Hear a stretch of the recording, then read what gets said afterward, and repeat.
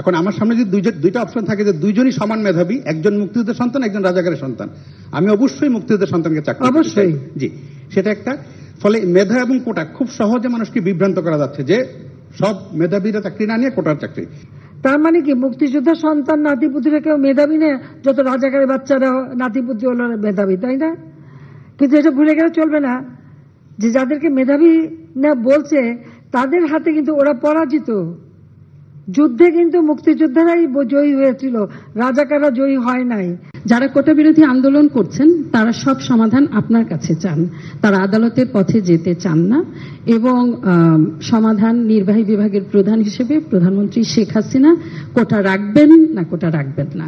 যারা আন্দোলন করছে তারা তো আইন মানবে না, আদালত মানবে না, সংবিধান কি তারা চেনে না, বা একটা কার্যনির্বাহী অর্থাৎ একটা কাজ করতে গেলে তার যে নীতিমালা বিধিমালা বা ধারা থাকে সেটা, একটা সরকার কিভাবে চলে এ সম্পর্কে কোনো ধারণাই এদের নাই, কোনো জ্ঞানই নাই।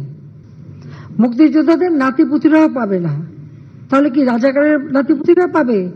সেটা আমার প্রশ্ন, দেশবাসীর কাছে প্রশ্ন, যে রাজাকারের নাতিপুতিরা সবকিছু পাবে, মুক্তিযোদ্ধারা পাবে না।